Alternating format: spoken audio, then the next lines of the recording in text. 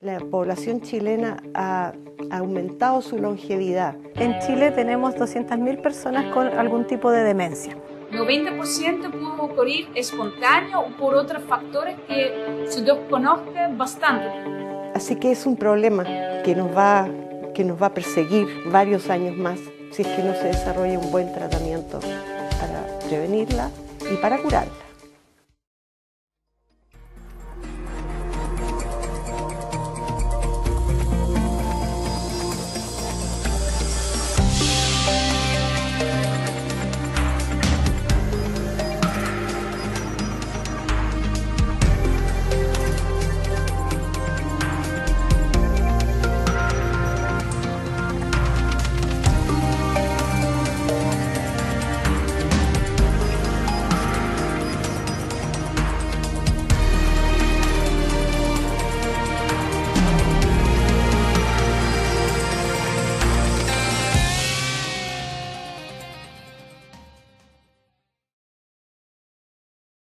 A todos se nos olvidan los anteojos, se nos olvidan las llaves, todo ese tipo de cosas es normal.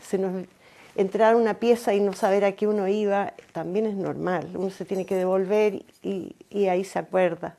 Eso no es un problema, olvidarse los nombres de los artistas. Son preguntas que hacen muchos pacientes que tienen miedo de tener la enfermedad, pero eso no es un problema. El problema es cuando repetidamente se va olvidando de cosas que son importantes, cosas que necesita para su trabajo o para armar la cazuela, como dice. Ahí uno tiene que tomar cuidado. Según el censo de 2017, habían alrededor de 2 millones de adultos mayores habitando el país, cifra que se vería duplicada según las proyecciones para el año 2035. Chile envejece y con ello nos enfrenta a desafíos importantes que deberemos saber superar como sociedad. La población adulto mayor ha ido aumentando tanto en Chile como a nivel mundial. La longevidad de los chilenos es alta, de países desarrollados. Entonces, como esta enfermedad aumenta con la edad, tenemos cada vez más problemas de demencia, de diagnóstico de demencia, porque vivimos más en el fondo. Esto conlleva varios problemas, obviamente médicos, para el paciente como para la familia, pero una de las cosas más importantes es que el contexto global en que cómo esta enfermedad afecta a toda la familia, porque primero se necesita un gran costo para poder solventar todas las necesidades que va a tener el paciente, desde cuidados especiales, medicamentos y terapias. Y además siempre tiene un efecto muy grande en los cuidadores, que es un tema que por mucho tiempo estuvo medio oculto, pero principalmente los cuidadores siempre es alguien de la familia y principalmente incide este peso en las mujeres de la familia, hijas, sobrinas o nietas del paciente o la paciente. Generalmente a veces es el mismo paciente que se da cuenta, pero la mayoría de las veces es alguien del entorno, un familiar o algo que empieza a notar que hay este tipo de problemas. Y el ideal es consultar lo antes posible para poder frenar, tratar de evitar que avance cuando todavía queda mucha capacidad cognitiva y no cuando ya está muy avanzado y no se puede hacer mucho más. En 1901, el psiquiatra alemán Alois Alzheimer identificaría el primer caso conocido de una persona con la enfermedad de Alzheimer. Según el reporte oficial, la paciente de 51 años no podía encontrar el camino a casa, arrastraba objetos sin sentido o se ponía a gritar pensando que otras personas querían matarla. Luego de ser internada y estar permanentemente desorientada en el tiempo y el espacio, la mujer falleció tras 4 años y medio. Tras su muerte, el doctor Alzheimer observó que habían desaparecido varias neuronas en el cerebro y se podían ver una serie de fibras gruesas al interior de las células que quedaban. La enfermedad de Alzheimer es una enfermedad neurodegenerativa que afecta obviamente el cerebro, particularmente algunas neuronas que están en el hipocampo, una región, en realidad son 2 regiones que están en el cerebro, y esta región es importante para el aprendizaje y memoria. Se acumulan proteínas, una que se llama amiloide y otra que se llama tau, Y además se pierden neuronas, se pierden conexiones entre las neuronas, las sinapsis. Imagínense que las proteínas que tienen alguna función en el cerebro, en las neuronas, empiezan a agregarse, formar masas que son, además de perder su función, son tóxicas para el entorno, provocan una inflamación. Y todo eso va llevando finalmente, junto con inflamación, problemas inmunitarios, etcétera, a pérdida de las funciones cognitivas. Y la primera función cognitiva que aparece en el Alzheimer es la pérdida de memoria. Y la memoria de corto plazo, la memoria de lo que pasó hace poquito, qué es lo que tomó desayuno, qué recado le dieron, ese tipo de fallas de memoria. Y no la memoria antigua, que al revés, empieza como a mejorar o a aflorar a medida que la reciente no se está grabando, la antigua aflora. Esto obviamente tiene un tremendo efecto en su vida, ¿ya? Y su comunicación y su actividad social con otras personas, ¿ya? En este momento es una enfermedad que ocurre no solamente por familias hereditarias, pero también esporádica. El aire, la polución ambiental es un factor que también es muy encontrar y contribuye al desarrollo de Alzheimer. En este momento no hay cura para Alzheimer, ninguna. Entonces es un problema, afecta millones de personas y su proyecto para el 2030 que afecta 50 millones de personas en el mundo. En Chile los números también son muy altos y un efecto obviamente tremendo para la sociedad y especialmente para las familias con las personas que padecen de esta enfermedad muy terrible. A pesar de lo que acostumbramos a pensar, ha habido diversos investigadores chilenos detrás de la explicación a esta enfermedad. Bueno, la verdad es que el estudio de la proteína precursora de la amiloide es muy interesante porque el procesamiento proteolítico de una proteína grande termina en un péptido pequeño, que es el péptido beta amiloide, que es el que se concentra en las placas seniles o de amiloide del cerebro en los pacientes con Alzheimer. Ahora bien, existen algunas características en esta proteína precursora de la amiloide que a nosotros nos interesó muy tempranamente y tiene que ver con que hay varios lugares de la proteína que tienen la capacidad de ligar cobre, particularmente uno que se encuentra en el péptido beta amiloide y por lo tanto se acumula cobre en las placas seniles. Esto es interesante porque uno puede plantearse, bueno, ¿y qué hace el cobre ahí? ¿Tiene que ver con la agregación del péptido amiloide para formar las placas? Efectivamente, realizamos varios estudios en el laboratorio y pudimos demostrar que el cobre estimula la agregación del péptido amiloide, lo que es algo muy negativo desde el punto de vista de la enfermedad. Pero por otro lado, los niveles totales de la proteína precursora del amiloide en el cerebro de los pacientes con Alzheimer está disminuida. Así que eso probablemente habla en contra de que el cobre tenga un rol importante en el inicio de la enfermedad. Aún así, no hay estudios a lo largo de Chile, por ejemplo, donde hay distintas concentraciones de cobre, donde se extrae cobre, por ejemplo. Nadie ha hecho un estudio específico en Antofagasta para saber si hay algún efecto adicional de la presencia del cobre ahí. Entonces, yo particularmente durante muchos años he estudiado cuáles son los efectos que tiene ese péptido beta-amiloide agregado que está presente en las placas seniles, ¿cierto? Sobre las neuronas, ¿qué efectos tienen? Entonces, nosotros vimos que una de las cosas muy importantes es que este péptido genera unas señales de calcio que es una forma que las neuronas se comunican alteradas. Entonces la comunicación se pierde y empieza a fallar principalmente una región del cerebro que se llama hipocampo, que es la región que está relacionada con las memorias. Entonces es una enfermedad neurodegenerativa en que se pierden las memorias. Entender cómo es que funciona una enfermedad nos da las herramientas para descubrir los mecanismos que la pueden sanar. Hay desde hace mucho tiempo una idea de que la diabetes de alguna manera facilita la aparición de la enfermedad de Alzheimer. Esto se estableció en pacientes de edad avanzada que eran tratados con agonistas de los PPAR, que son drogas antidiabéticas, y estas drogas claramente mejoraron la diabetes, pero lo interesante fue que además de eso mejoraron la parte cognitiva de estas personas. De ahí viene la idea entonces de que el tratamiento de la diabetes de alguna manera va a ir en ayuda de la enfermedad de Alzheimer. Nosotros también hemos encontrado que la vía Wnt de señalización modula y activa la captación de azúcar en neuronas corticales y neuronas del hipocampo. Así que hay una relación que no es completamente entendida, pero es claro que cuando hay mucho azúcar circulando en el organismo y hay resistencia a insulina y eventualmente diabetes, esto aparentemente va a llevar a un aumento en la posibilidad de que haya Alzheimer.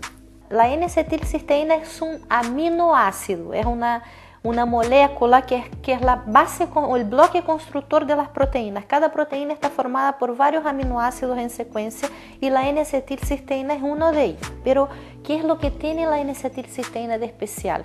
Es que ella es precursora de una molécula que es el principal antioxidante que producimos en nuestro cuerpo para combatir lo que se llaman los radicales libres, que son en realidad especies reactivas de oxígeno y de nitrógeno, que son productos de cuando respiramos, producimos esas especies. Entonces por eso a veces se dice que empezamos a morir cuando nacemos, ¿cierto? Porque empezamos a respirar y empezamos a producir esas especies, pero el cuerpo tiene una forma de combatirlas que son esas antioxidantes endógenos, y el principal por lejos es el glutatión. Y a la medida que vamos envejeciendo, los niveles de glutatión disminuyen. Entonces, como la N-acetilcisteína es un precursor para formar glutatión, tú le das N-acetilcisteína como un mecanismo de aumentar la producción de glutatión y hacer frente a esas especies que son reactivas de oxígeno, que van necesariamente a atacar las otras macromoléculas que tenemos en nuestro cuerpo, debilitando su función. Y lo que nosotros hacemos es poner antes del péptido beta-amiloide la N-acetilcisteína para ver si la célula se puede defender. Y las neuronas, la verdad es que se defienden en un montón de aspectos, y el principal es en la función de la mitocondria, que la mitocondria es donde ocurre la respiración celular, donde ocurre la producción de ROS, de especies reactivas de oxígeno. Entonces, por lo tanto, disminuye los daños que ese péptido causa a las neuronas. Uno de los mecanismos al interior de la célula que más se han estudiado en el último tiempo es la autofagia, clave en una gran cantidad de procesos biológicos. Autofagia es un proceso celular en el cual la célula elimina o se come, por decirlo de manera simple, los elementos propios de la célula que ya no los necesita. Es una forma de limpiar la célula y llevarse a los desechos propios que se producen en la célula. Cuando la autofagia funciona de manera normal, estamos en una condición óptima, donde normalmente se están eliminando los desechos propios producidos por la célula. En una condición patológica hay desbalance en la autofagia, ya sea aumentando o disminuyendo, lo cual lleva a un desbalance a nivel celular donde no se están eliminando de manera correcta los desechos celulares. En la enfermedad de Alzheimer se ha visto que hay desbalance, un cambio en los procesos autofágicos, pero no hay muchos estudios en esto.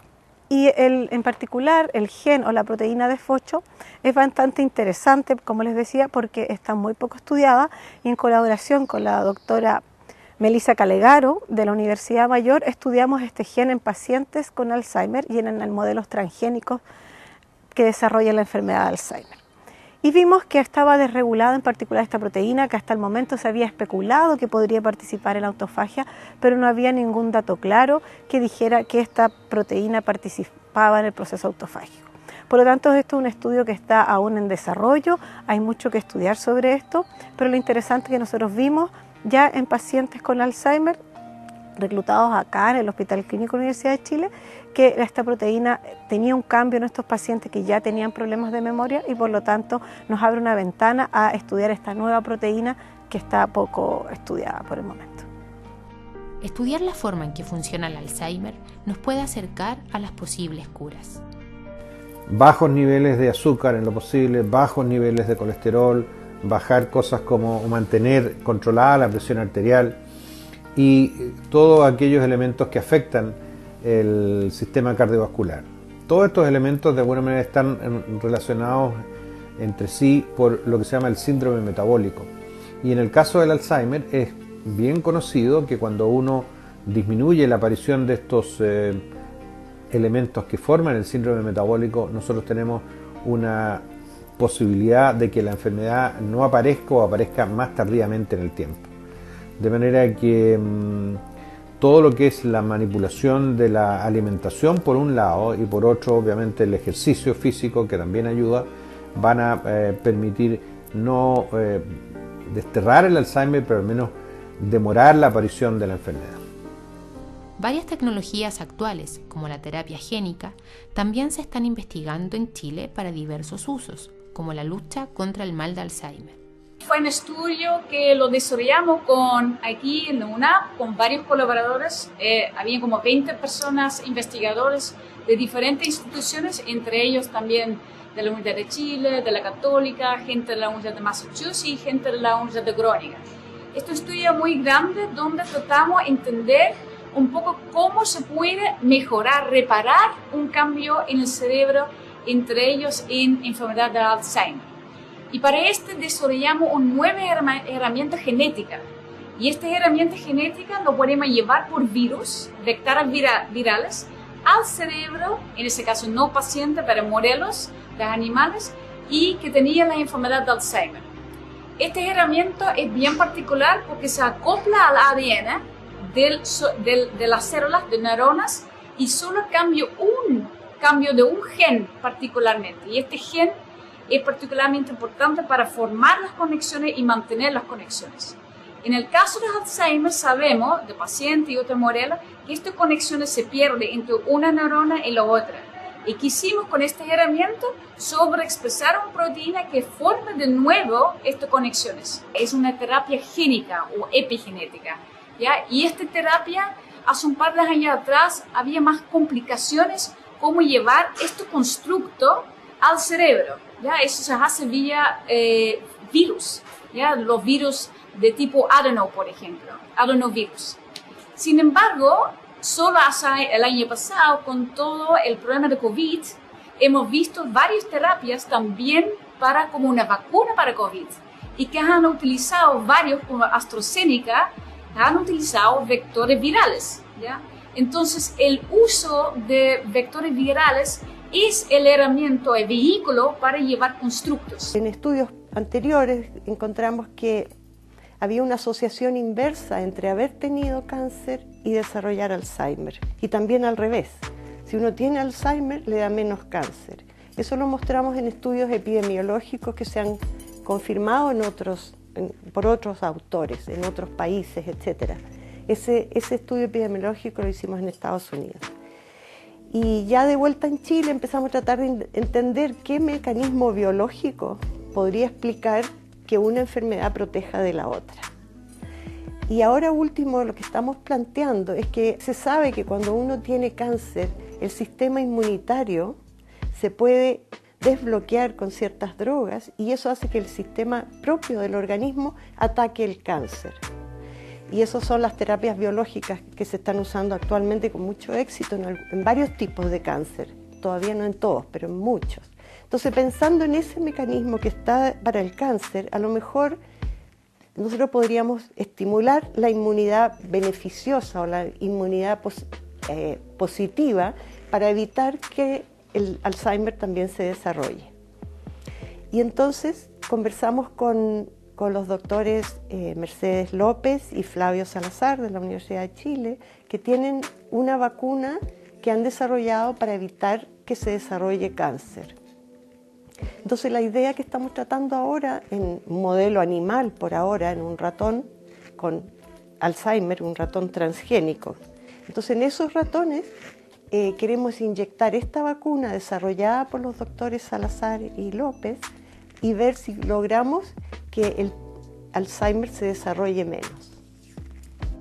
También es posible encontrar las respuestas en la naturaleza misma, como la hierba de San Juan u otras plantas provenientes del sudeste asiático. Bueno, esto tiene que ver con estudios realizados con productos naturales que conseguimos tanto aquí en Chile como en China. En el caso de la hierba de San Juan, el producto es la llamada hiperforina, que es un compuesto que tenía efectos positivos en aspectos conductuales en ratas, así que nosotros probamos si esto se podía reproducir en animales que eran específicos para la enfermedad de Alzheimer, modelos de la enfermedad de Alzheimer. Efectivamente, la hiperforina fue capaz de mejorar cambios cognitivos que mostraban estos animales, y luego cuando se estudió a nivel de la proteína precursora del amiloide si había un efecto de este compuesto, encontramos que efectivamente había un efecto a nivel de la gamma secretasa, que es una de las enzimas que va a producir el péptido beta amiloide. Así que fue muy interesante poder demostrar eso. En el caso de la Andrographis paniculata, el compuesto que se utilizó era un lambdanoditerpeno llamado andrografolido, el cual, si bien mejoraba la parte cognitiva, los problemas de memoria y aprendizaje, no tuvo un efecto directo sobre la proteína precursora del amiloide, sino más bien sobre una enzima que es la GCK3 beta, que es una enzima muy interesante porque es parte de una vía de señalización denominada la vía Wnt, en la cual nosotros hemos trabajado durante muchos años. Y la GCK3 beta es una quinasa que lo que hace es fosforilar a la proteína tau, que forma parte de los ovillos neurofibrilares, que también está presente ahora dentro, al interior de la neurona, en la enfermedad de Alzheimer. Dado el contexto de la pandemia por COVID-19, se han descubierto nuevas conexiones con la enfermedad. Bueno, la vitamina D ha estado bastante de moda últimamente, antes nos hablaba mucho sobre ella. La vitamina D es una vitamina que se obtiene a través de los rayos ultravioleta del sol. Sin embargo, en casi todos los países hay déficit de vitamina D, principalmente por una disminución en la exposición del sol, por más actividades dentro de la casa y sobre todo ahora con el COVID-19, que la gente ya prácticamente no salió.